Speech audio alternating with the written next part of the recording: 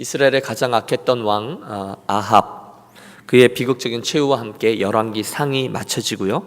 원래대로라면 열왕기 하로 넘어와서 1장, 2장 이렇게 나누어야 되는데요. 여러분, 열왕기 하 1장에 나오는 아하시야 왕의 미련한 인생, 그리고 2장에 나오는 엘리야의 승천 이야기는 우리가 오래전에 엘리야 시리즈 설교의 제일 마지막 두 개의 설교할 때 이미 다루었으므로 오늘은 그 다음에 이어지는 3장이죠. 여호람 왕의 이야기서부터 열왕기 하의 강해를 시작해 나가도록 하겠습니다. 이해가 되시죠?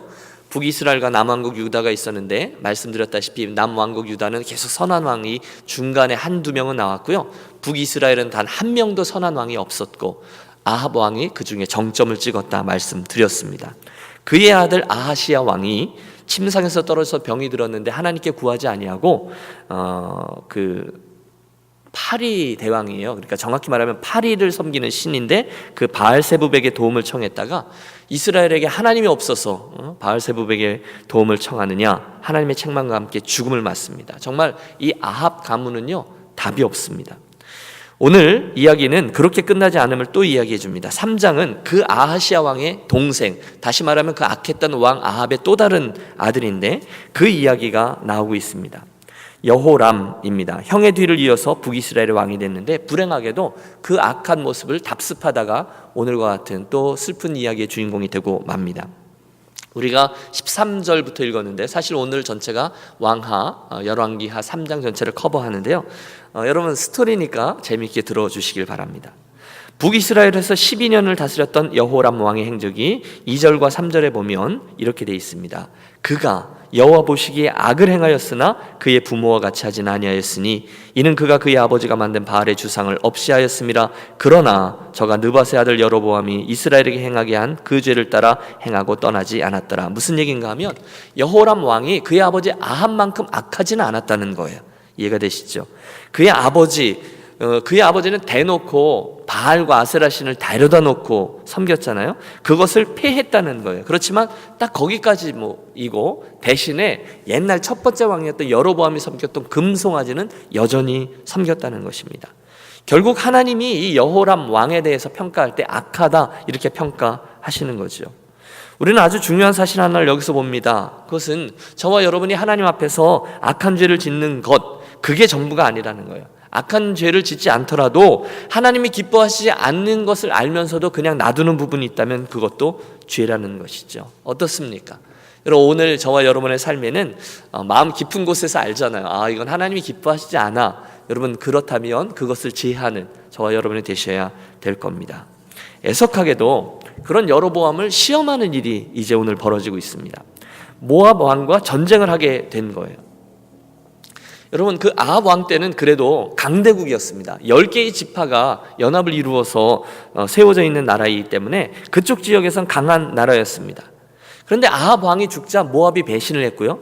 그의 아들인 오늘 여호람 왕 때도 또 배신을 합니다. 구체적인 내용이 뭐냐면 조공을 바치지 않는 거예요.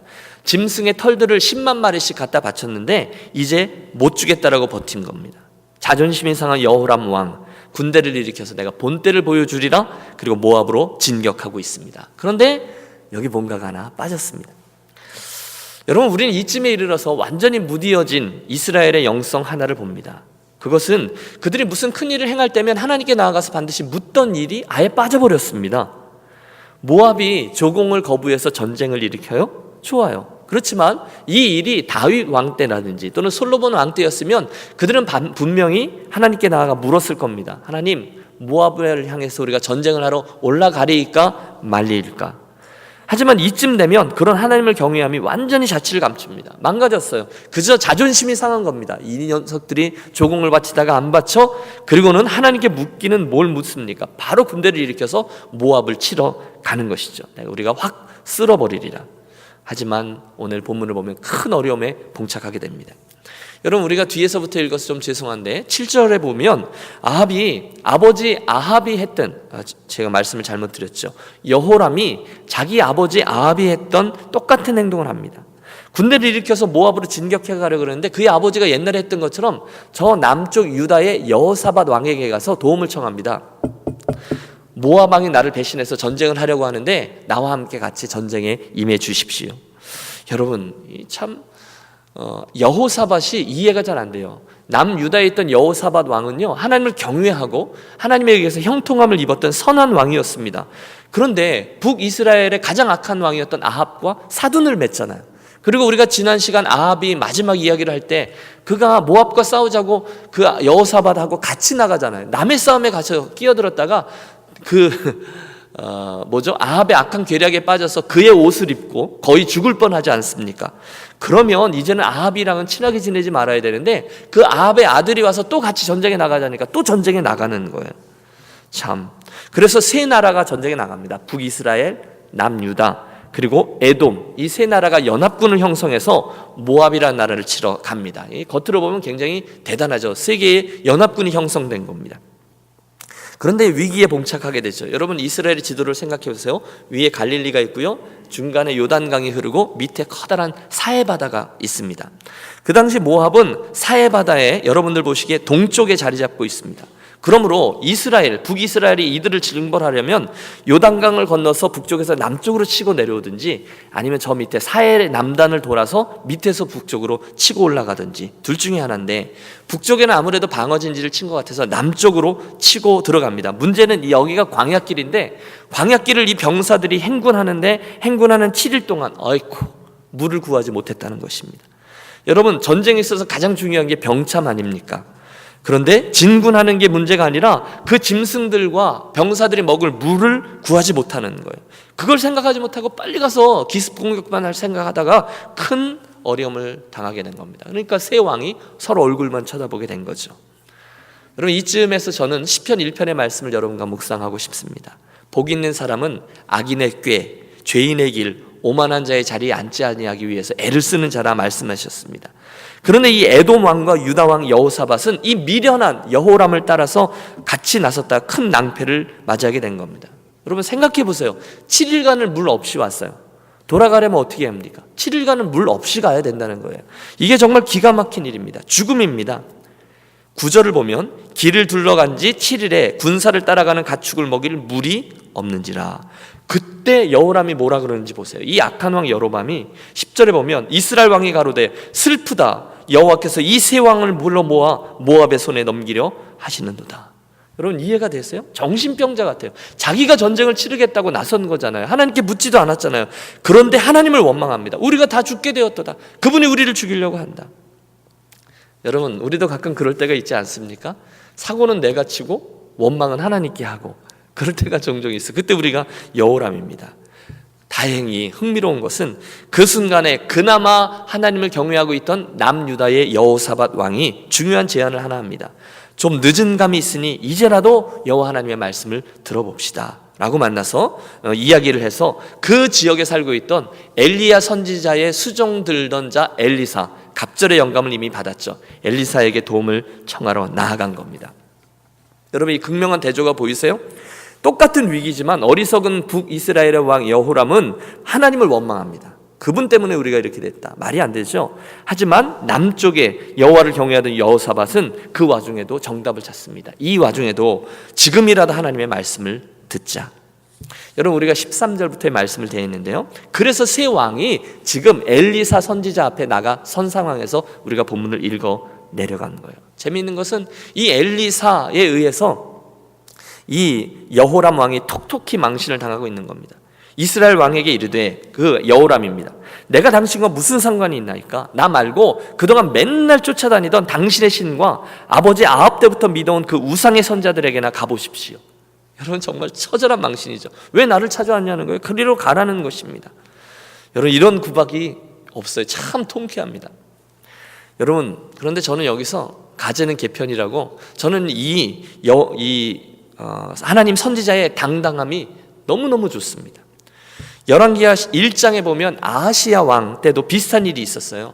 아합의 아들 아하시야가 하나님의 뜻을 알기 위해서 엘리사를 불러오라고 얘기합니다. 그때 엘리야는 미동도 하지 않습니다. 오히려 하늘에서 불이 내려서 그 이야기를 전하러 온 전령자 50인을 태워 죽입니다. 그리고 또다시 또 태워 죽입니다. 그리고 나서 하나님께서 가라 그렇게 말씀하실 때 갑니다. 저는 이게 굉장히 너무너무 통쾌하고요, 당당하다고 믿습니다. 하나님께서 가라 말라 할 때 그가 그렇게 움직였다는 것이죠. 분명 남유다보다 북이스라엘이 훨씬 더 강한 강대국입니다. 그런데 엘리사는 북이스라엘 왕에게는 절대로 머리 숙이지 않습니다.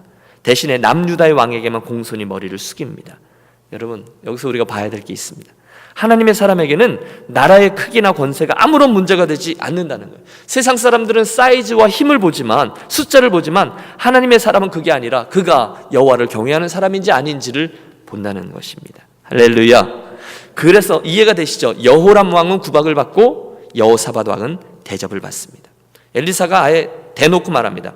내가 여호람 당신이라면 택도 없지만 하나님을 경외하는 저 여호사밧 왕 때문에 내가 기도합니다.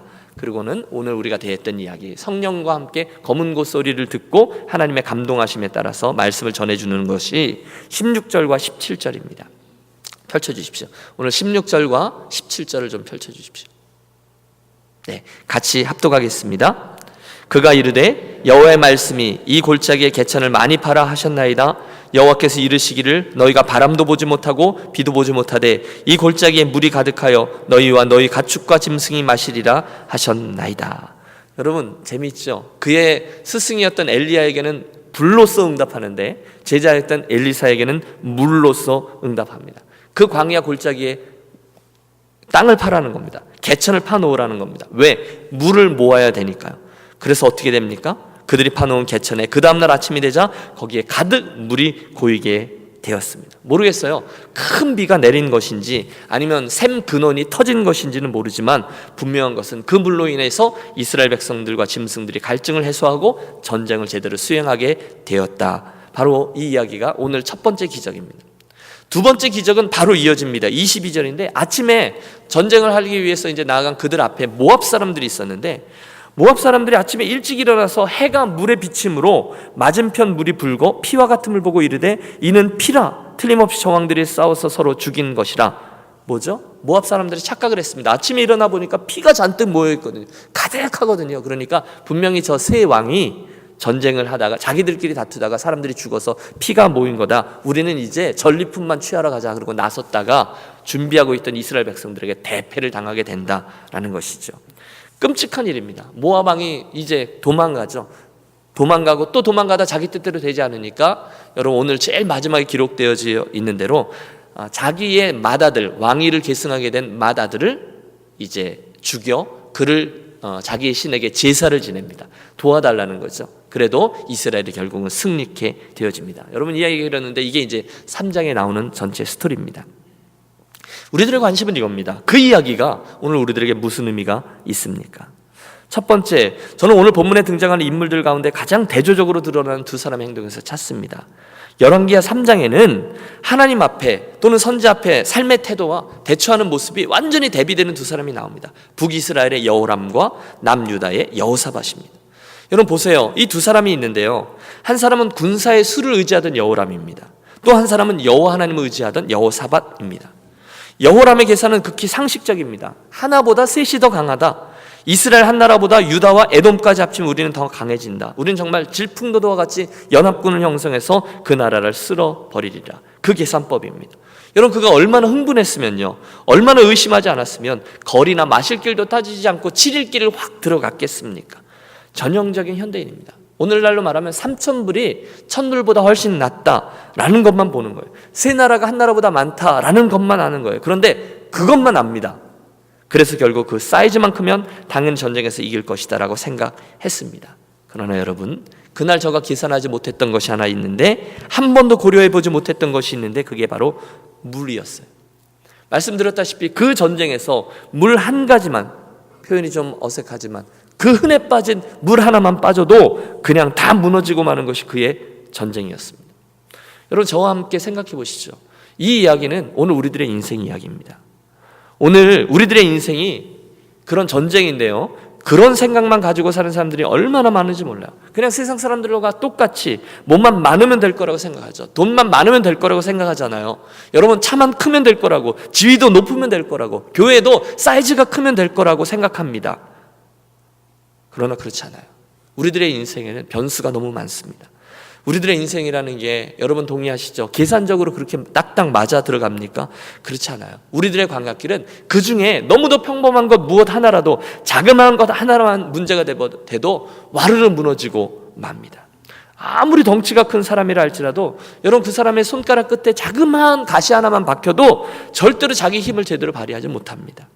우리는 계산해보고 따져보고 숫자만 많으면 다 잘 될 것 같고 그러는데 실은 생각하지도 못한 곳에서 생각하지도 못한 일로 삐그덕대는 일이 비일비재합니다. 교회 공동체도 그래요. 다른 건 다 갖추었는데 생각하지도 못했던 일, 자그마한 일 하나로 인해서 전체가 힘을 잃는 일을 수없이 경험했습니다.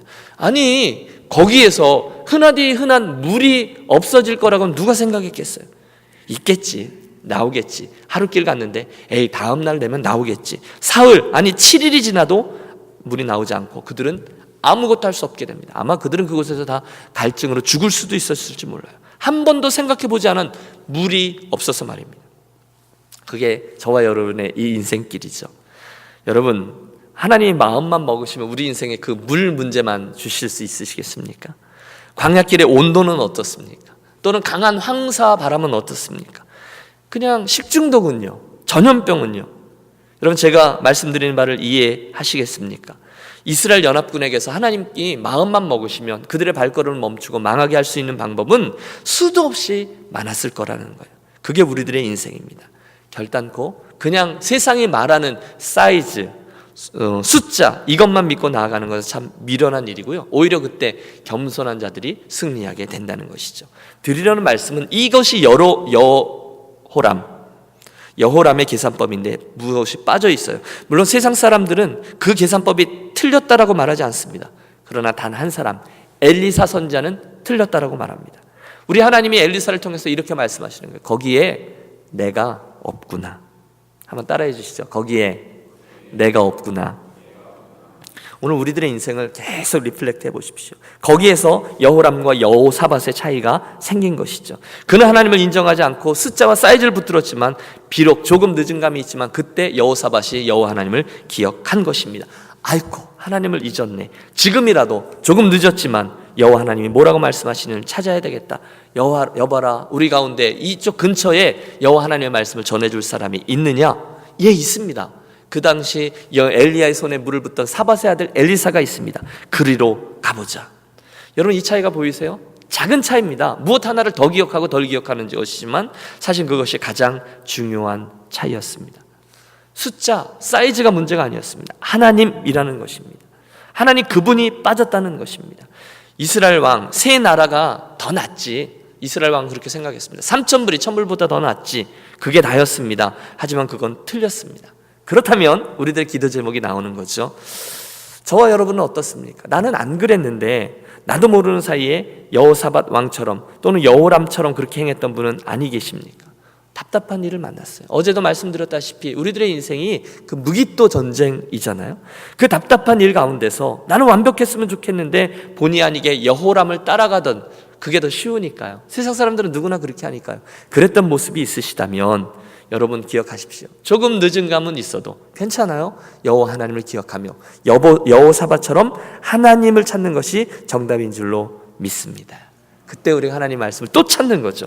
아 이거 내가 잠깐 잊었네. 또 찾는 거예요. 믿음의 씨름을 하다 보면 의외로 많은 성도들이 남의 집 자식처럼 아버지 어머니를 대하며 살아가는 모습을 봅니다. 문제가 만났어요. 문제를 만났을 때 더 그렇습니다. 문제는 생길 수 있습니다. 우리들의 미련함 때문일 수도 있고요. 죄 때문일 수도 있고요. 하나님의 훈련이기 때문일 수도 있어요. 그런데 그때라도 여호사밧처럼 이때라도 빨리 하나님을 찾아야지 그러면 되는데 이상한 자존심이 우리를 붙듭니다. 여러분들 중에 부부가 계시면 남편이 혹시 길을 잊었는데 끝까지 그쪽으로 나올 거야 라고 간 사람 그런 분 보셨습니까? 그게 우리들의 미련한 방법입니다. 대신 하나님을 찾아야 되죠. 그때는요 머리를 벅벅 긁고 하나님 그리고 다시금 나오는 것이 하나님 기뻐하시는 일이죠. 자녀들이기 때문에 그렇습니다.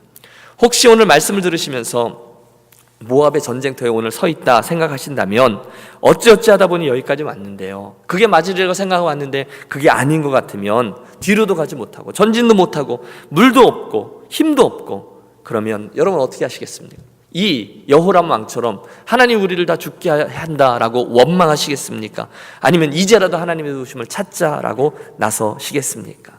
여호사밧처럼 말입니다. 여러분 이제 우리들에게 정답은 알고 있습니다. 설교자의 이야기를 드리고 말씀을 접습니다. 가끔 절망할 때가 있습니다. 이렇게 하나님의 말씀을 나누잖아요. 그러면 여러분 제가 굉장히 신나서 하나님의 말씀을 전할 때가 있어요. 너무너무 분명한 하나님의 말씀이거든요. 그러면 교회 가족들이 아멘 할 때 저는 전율이 흐릅니다. 너무너무 귀한 것이죠. 살아있는 하나님의 말씀이 전달되고 성도분들이 그 부분에 정말 결연한 의지와 눈동자를 가지고 아멘 하고 화답하고 그렇게 살고자 움직이려 하는 분들. 그런데 그 가운데 아멘 하는데 실상은 아멘은 하지만 실상 그렇게 되겠어? 하고 아예 시도조차 하지 않는 분들을 만날 때면 설교자의 절망이 있습니다. 여러분, 우리가 문제들 앞에서 여호람이 아니라 여호사밧이 됩시다. 그분의 도우심을 구합시다. 그분이 들으실 거고 골짜기에 우리가 파놓은 웅덩이들마다 당신께서 흘려보내시는 풍성한 물들을 채워주실 것입니다. 아멘! 그런데 실상은 잘 안 믿어요. 그러니까 당연히 기도도 잘 안 해요. 아니, 기도해도 간절히 기도하지 않아요. 기도는 하지만 여전히 머릿속으로는 1000불보단 3000불이 낫지, 인간적인 계산기만 두드립니다. 이 아침 저는 그런 분들에게 도전하고 싶습니다. 아니요, 우리들의 계산법은 하나님의 계산법과 다릅니다. 왜냐하면 우리들에게는 늘 하늘 아버지가 되시는 그분이 자리하고 계시기 때문입니다. 그래서 이 아침에 혹시 우리들의 삶에 물이 좀 모자라십니까? 갈증하십니까? 모압 광야 속에 계십니까? 그때 다시금 하나님께 나아가 그분을, 좀 늦었지만 또 그분을 구하는 이 아침이 되기를 원합니다. 여호람이 되지 말고요, 여호사밧이 되자는 거예요. 그때 하나님께서는 내 사랑하는 자녀가 또다시 나를 구하는구나 생각하시면서 하룻밤 사이에 그 골짜기의 상류에서부터 큰 비가 내리게 해주실 줄로 믿습니다. 또는 우리가 수고하는 그 웅덩이가 수고하는데 잘 안 나와요. 그렇지만 그곳이 터진 샘처럼 되어서 하나님 주시는 우물들이 터져 나오게 될 줄로 믿습니다. 그 빈자리에 하나님 주시는 엄청난 물의 체험이 또 한 번 체험되어지는 저와 여러분의 이 아침 되시기를 소원합니다. 기도하겠습니다.